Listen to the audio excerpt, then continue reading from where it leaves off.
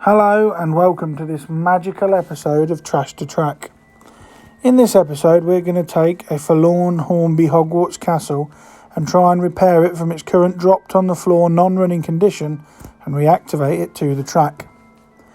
Having a look at this loco, we'll start with the tender, and as you can see it didn't sit right on the floor because one of the axles is out of its holder and there's an awful lot of fluff and dirt underneath on the wheels and on the axles. It has become obvious quite early on that this locomotive has spent a lot of time running around a track on a carpet. The locomotive itself is in bad condition. The smoke box door has been refitted upside down, one of the cylinder blocks is missing and the connecting rod has been cut off, and there's also a hell of a lot of fluff all stuck underneath this loco on the wheels, in all the screws and everything. This is going to take some doing to get back into operational condition. The handrail knobs are all broken off and the handrails are hanging loose. One good point to this loco is that both nameplates are still present on the side, although the Hogwarts Express headboard is missing from the front.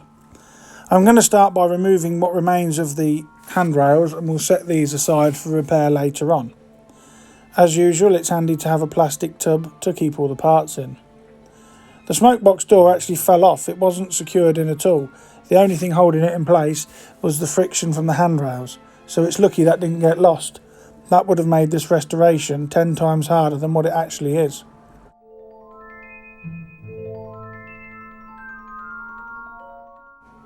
The body shell doesn't look to be in too bad a shape apart from some slight damage just there. I'm now going to remove the rear screw and attempt to disassemble this model. The rear screw comes out quite easily, which also releases the tender coupling bar, but the body is also secured in the front with a small Phillips screw.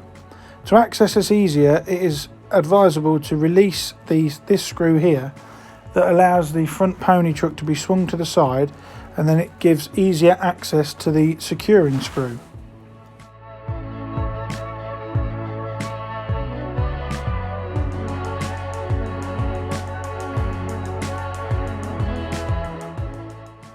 Now we've separated the chassis from the body shell, and this small detail part here belongs to the cylinders, so we'll keep that. The spring at the rear of the body shell was in quite firm on my model, so I decided to leave it where it was to save losing it.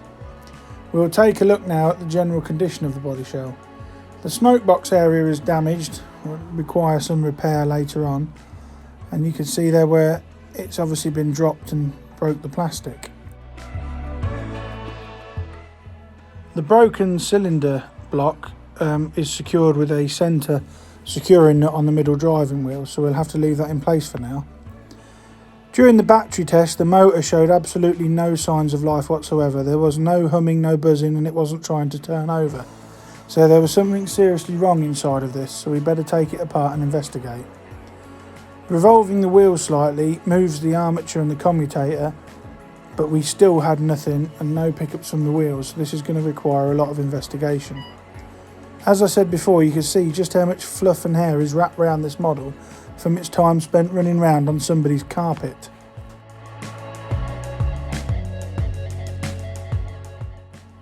I'm going to start disassembling the chassis now, and the first job is to remove this brake rigging. That came out quite easy, and then remove the screws to release the base keeper plate and remove the wheels. This is a relatively simple task, just requiring the loosening of 3 Phillips screws.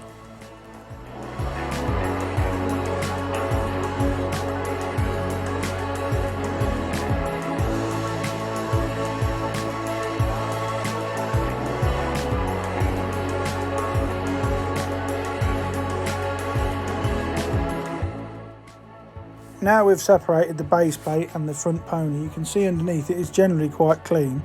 Just some excess lubricant needs cleaning off. The base plate has kept most of the fluff and dirt away from where the pickups are. There is a lot of spare wire here which needs loosening, and then the base plate comes off. To remove the wheels from the chassis, the cylinder block has to be removed, like so, and then the wheels come off by pulling the front wheel through the keeper plate like that, and then the whole ensemble just comes off as one piece.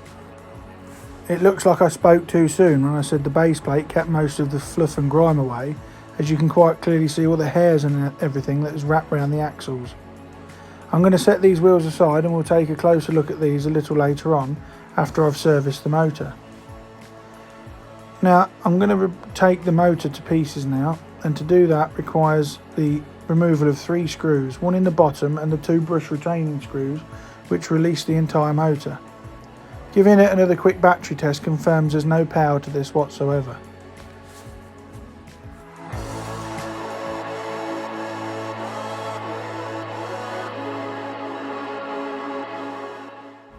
Apologies for the dodgy camera angle at this point, but here I'm releasing the screw at the bottom of the motor, which also holds one of the gears in place inside the motor, and now I'm releasing the 2 screws that hold the brushes in place. Once all 3 screws are removed, the motor will come apart quite easily. The brush retaining and wiring ensemble is one piece, so I decided to keep that together to save me resoldering it later on. Now that the motor faceplate is out, and you can see that the armature all falls out the back, including the magnet. The magnet on this model is extremely powerful and it picks the screws up with no problem. It wouldn't allow me to pull the armature out of the front of the magnet housing because it was so strong. I had to push it out the back.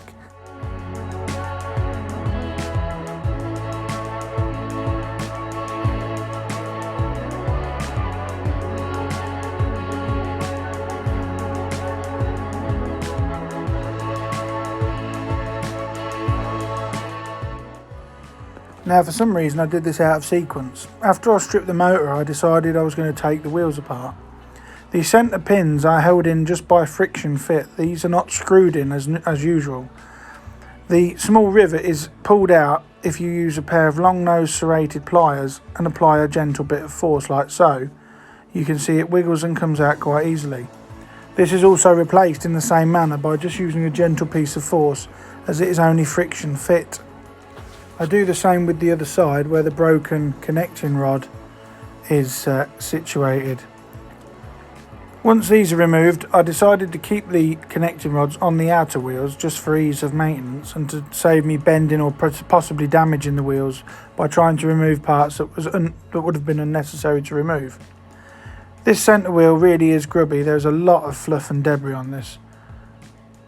This just goes to show why you shouldn't run your model trains round on a carpet. It doesn't do them any good whatsoever.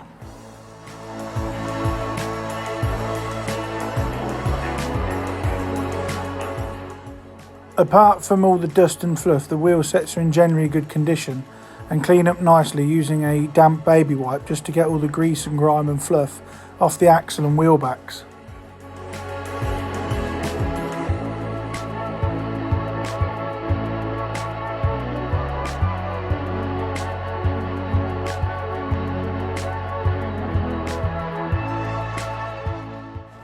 Right, now we'll turn our attention to the armature again and clean the commutator with this fiberglass brush. This commutator was absolutely filthy and the carbon deposit on it were really thick. It's no surprise in my eyes why this didn't work. This took some scrubbing to get off and I'm going to have to check the brushes later for their condition.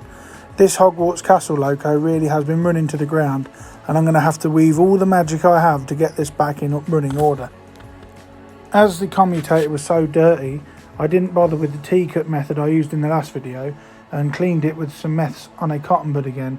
I only did this because of how dirty it was, and even after scrubbing with a fiberglass brush it was still pulling dirt off the commutator.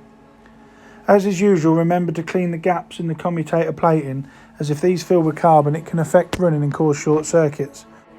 You can see I've cut a toothpick to a slight angle and I use this to go in between the grooves and clean the gaps in between the commutator plating. It is looking a lot better now than it was when I first got this out of the motor housing.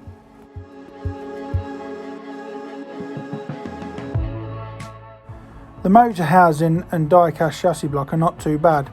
They just need the old lubrication cleaning off and some grease that has gone solid, and it should be ready for reassembly.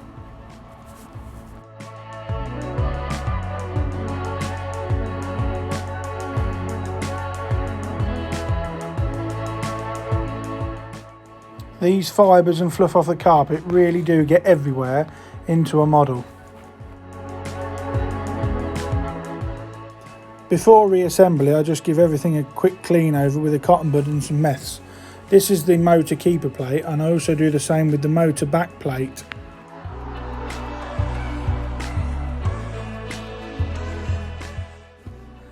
Now it's time to reassemble the motor unit. First I put the magnet in and then apply the rear keeper plate, although this is loose until you start putting the screws in from the front. I then put our newly cleaned armature and commutator unit in. I give the cog that goes back in the motor housing a quick clean before reassembly.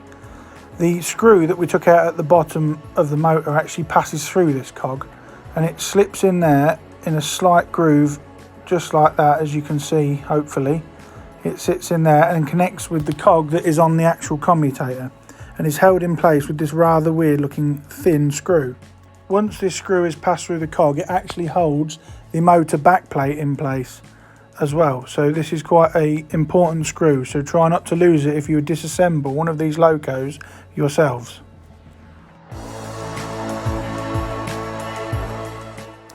Trying to turn the armature around without the front plate on was actually quite difficult, so before I put that on I add a slight bit of lubrication to the cogs, but do ensure you do not get any on the commutator face, as this will impair running and possibly cause short circuits. I now put the motor face plate back on, once I get it the right way around that is, and it pushes over the screw we put in previously. It pushes on with a nice satisfying click. Once this is in place, we can have a look at the brushes and refit the brushes and springs, and then give this motor a test to see if we've actually worked our magic and got this motor back to running order. The brushes don't look too bad. They are slightly dirty, so I'll give them a quick clean up, but I reinsert them using these long nosed tweezers and they drop into place quite nicely. The brush springs are also in very good condition.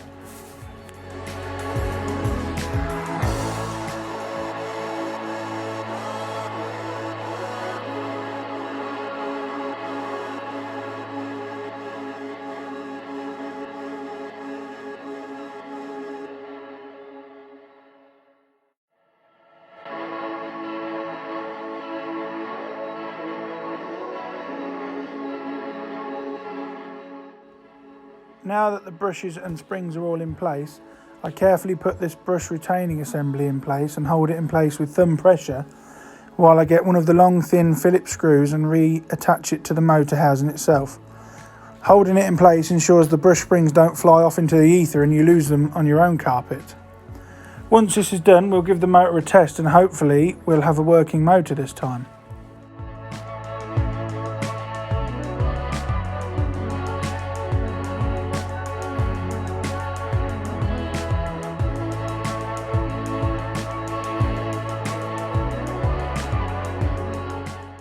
Now that's all back together, we'll give the motor a quick test with the battery. Initially there was no movement whatsoever and I was beginning to think there was something more seriously wrong with this than initially thought. I moved the motor armature with the bottom gear slightly and afterwards it kicks into life and runs like a Swiss watch. It must have just been a bit of dirt on the brushes. But as you can see from this footage now, you can see the cogs are all turning and meshing nicely and we've reactivated this motor. I genuinely believe it was the sheer amount of rubbish on the commutator that was preventing this from running.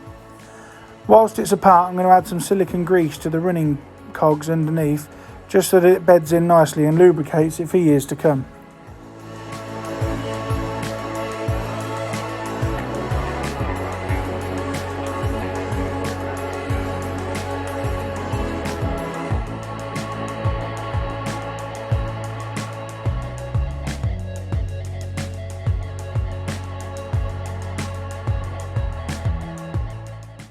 Now I'm going to clear off all the rest of the detritus and fluff off this before putting the wheels back in ready for reassembly.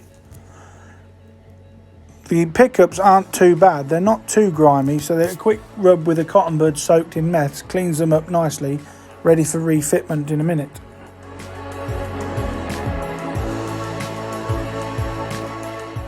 Right, now we've refitted the cleaned wheels, we'll put in the new cylinder block assembly I got as a spare part. You can quite clearly see this detail part that fell out at the start, clips in the front there and slides into holes in the cylinders themselves. Now it's a case of lining the wheels up so they're all in the same direction, and for some reason there I put the middle one opposite to what it should be. But then what we do is, when I realise my error, I'll turn the wheel around and we'll put the coupling rods back on. Using a pair of fine nosed tweezers, line up the coupling rods over the hole, ready to push fit the rivet we took out earlier back in place.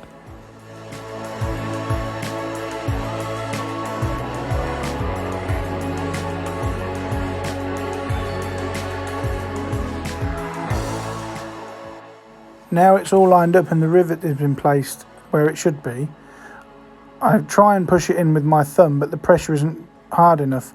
So I use a pair of long nose pliers and just use this hard metal end, and with slight pressure push it in until it clicks into place like so. Now I'll repeat the process for the other side.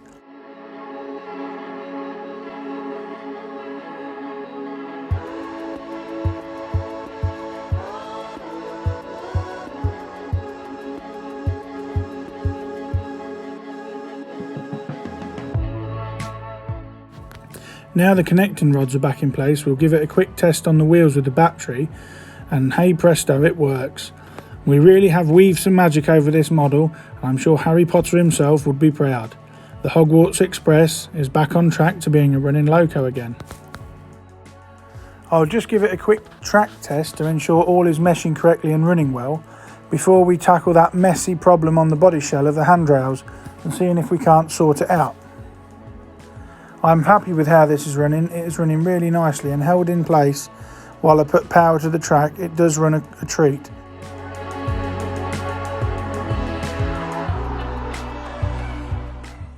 Now we're going to look at the handrails on the body shell. Some of the lugs that have snapped off are still in the holes that are in the body shell and will push out with the ends of long nose tweezers.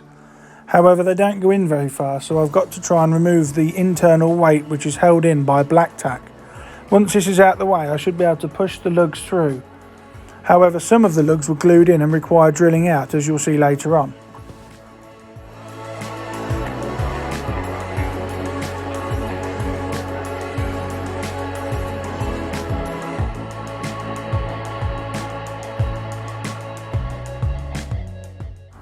Now that I've pushed out all the lugs that I can, the ones that weren't glued in, I'm going to give the body shell a quick dust with a stiff paintbrush to remove all the fluff and dust on it before I proceed. The body shell itself is not in too bad a condition considering it's been dropped. The smoke box door is in good condition, and I'm going to refit this now and secure it with some plastic weld cement.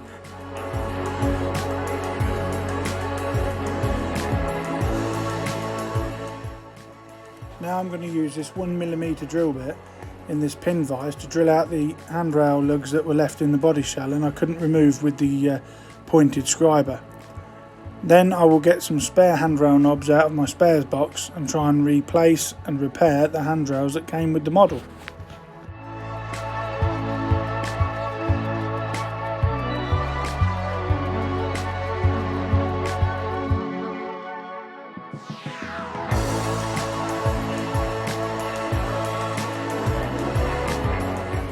Before placing the handrails back on, I must remember to reinsert this body weight, otherwise when you put the loco back on the track, it won't have any traction to pull any trains. I found this handrail in my spares box and I'm going to remove all the knobs off it for reusing on this model.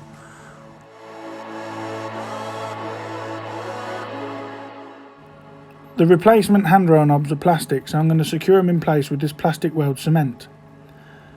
Counting how many handrail knobs are left on the handrails and in good condition, it's a simple case of counting the corresponding holes and then adding the replacements onto the wire.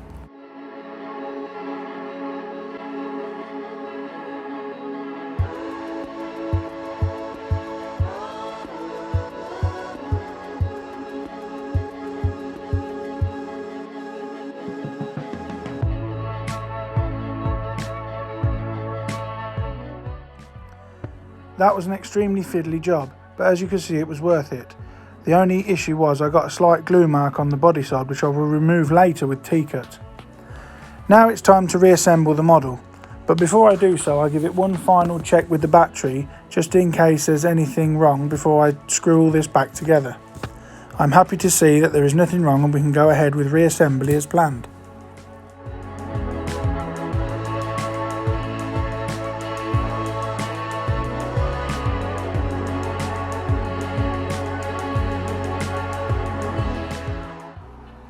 To aid with reassembly, I'm going to put the loco in this holding cradle to hold it upside down. I have to remove the chassis again at this point to put in the tender drawbar coupling. Push the spring down gently and slide the coupling in as so, and then holding it in place with one hand, put the chassis back in, as it is the chassis block that holds this in place. Once you are happy everything is seated correctly, get the corresponding screw and place it in its hole. You can tighten this up to hold it in place, but it's advisable only to tighten it slightly, and then after all the screws are in place, go around and tighten them all up. Do not over tighten, as you run the risk of either damaging the body shell or stripping the threads from the internal nuts.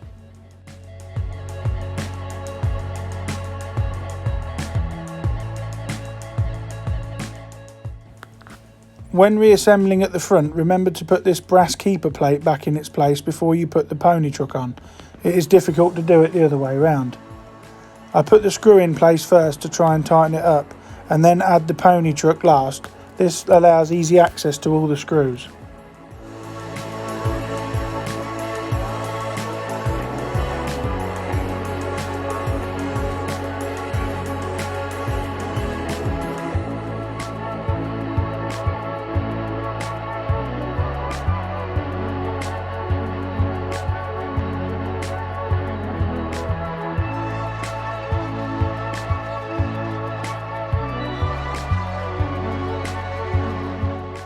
Now everything's in place, we give it another final battery test just to ensure nothing is trapped and everything's working, and then we'll take it on to look at the tender. This funky looking flathead screw goes in the back and holds everything in place. That is the first screw you take out and the last one you put back in. The loco part of this rebuild is now complete.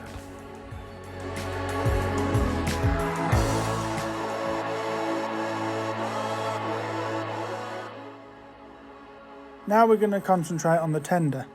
It's not in too bad a condition, but there are a couple of broken bits and that axle is sticking out of its axle box.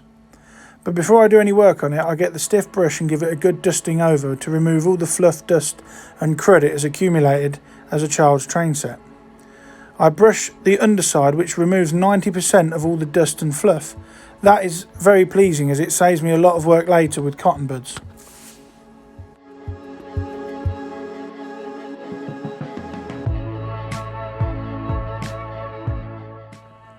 I remove all the tender axles to allow me access to the pickups on one side.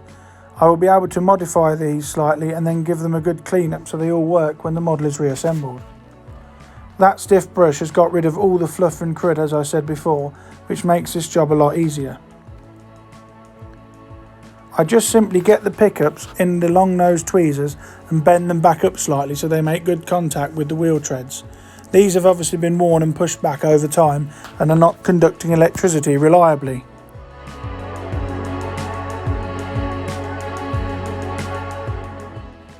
To refit the axles, all you need is a small thin flat bladed screwdriver and bend the axle boxes out slightly and allow the axles to slot in. I'll repeat the process for all the other axles, and then we'll have a look at refitting this tender to the loco and giving it a test run.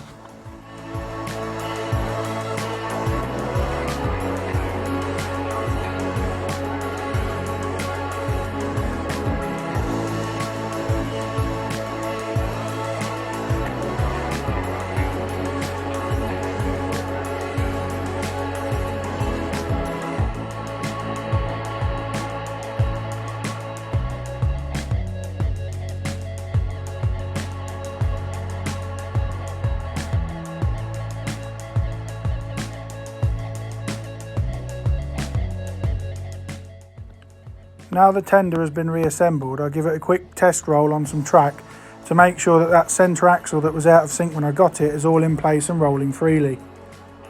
Now I connect the tender and loco together with the brass and plastic drawbar, and we'll test it to see if I really have worked magic on this Hogwarts Express loco. One final thing I've got to do before testing is to replace the front coupling which was broken when the loco fell on the floor. This has been placed into the slot on the front and now the loco is ready for service. Some may be wondering why I've not digitally fitted this, and this is because this loco was restored for a friend of mine who purchased it off eBay and was dismayed to find it damaged upon arrival. Let's have a look at what we started with. This Hogwarts Castle had a wonky tender, damaged handrails, an upside down smoke box door, and one of the cylinders had completely snapped off and a connecting rod was missing entirely. It really did take some proper magic to get this loco back to full service. And this is what it looks like now.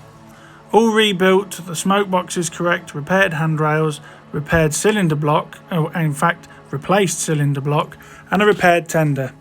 I'm happy with this rebuild, and I hope the person who I've done it for is happy as well. I wonder what Dumbledore would say. I award Gryffindor House 60 points. Well, thank you very much, Dumbledore. I'm glad you approve. I will leave you now with some shots of the Hogwarts Castle running round with its 2 Hogwarts Express coaches. Thank you so much for watching Trash to Track again. If you like the video, give us a like.